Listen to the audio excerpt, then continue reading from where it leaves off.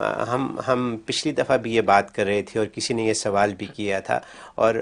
میرے خیال میں شاید آپ نے جواب تو تفصیل سے دیا تھا، لیکن میرے خیال میں ہم اس پہ دوبارہ بات کر سکتے ہیں، اور وہ ہے ہماری قضا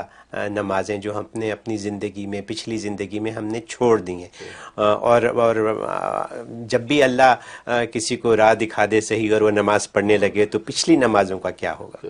اس کو قضاء عمری کہتے ہیں، قضاء اوپر عمری میں چھوٹ گئی ہیں، جی، اس میں اس کا ایسٹیمیٹ لگانا ضروری ہے۔ جی، بعض لوگ بغیر ایسٹیمیٹ لگائے بس ایسے قضاء عمری کی نیت سے پڑھتے رہتے ہیں، جی، وہ نماز ادا نہیں ہوتی۔ اچھا، پہلے آپ کو ایسٹیمیٹ لگانا ہے، تخمینہ لگانا کہ میری زندگی کی کتنی نمازیں فوت ہوئی ہیں، اچھا، اور میں نے کب سے نمازیں پڑھنا شروع کی ہیں۔ تو گویا کہ ویسے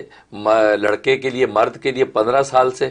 بلوغت کا حکم ہوگا، جی، اگر اس کو بلوغت کی ایگزیکٹ ڈیٹ یاد نہیں ہے تو، جی، اور لڑکی کے لیے 13 سال سے ہوگا۔ جی، تو 15 سال سے انسان جو ہے، مرد جو ہے حساب لگائے گا کہ 15 سال سے مجھ پہ نماز فرض ہو گئی تھی، جی، اور میں نے مثلا 40 سال میں نماز شروع کی تھی، جی، ہاں، اس کے ٹھیک ہے، درمیان کا گیپ میرا رہ گیا، جی، اب اس کی کاؤنٹنگ کرے گا کہ مثلا میری کتنی نمازیں رہ گئیں۔ اب پتہ چلا جی 1000 میری ظہر رہتی ہے، 1000 فجر رہتی ہے، 1000 عشاء رہتی ہے، جی، تو یہ تخمینہ لگ گیا۔ اب جب قضاء عمری کی نیت سے ادا کرے گا تو یہ نیت کرے گا یا اللہ وہ 1000 میری جو فجر کی نماز قضا رہ گئیں، جی، ان میں سے پہلی کی قضا کرتا ہوں،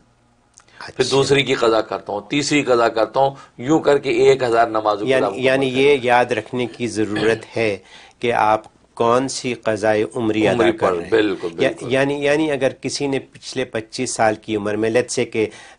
جیسے آپ نے کہا کہ 40 سال کی عمر سے نماز پڑھنی شروع کر دی ہے، بالکل اور 15 سال کی بلوغت کی عمر سے انہوں نے نماز کی طرف دھیان نہیں دیا، تو بیچ میں جو بھی وقت رہا، 25 سال کا وقت رہا بیچ میں، بالکل تو 25 کو 365 سے ضرب دیں پہلے بالکل تو پتہ چل گیا کہ کتنی فجر اور کتنی ظہر کی نمازیں جو ہیں مس ہو گئی، 5 وقت کی نماز۔ بالکل اس کے بعد جب ادا کرنے لگے تو فجر کی نماز کے ساتھ جو کہ کرنٹ نماز چل رہی ہے، اس کے ساتھ 2 فرض قضا کے پڑھیں، ہاں پہلے سال کے یعنی 16ویں سال کے پہلے دن کی نماز، ٹھیک ہے،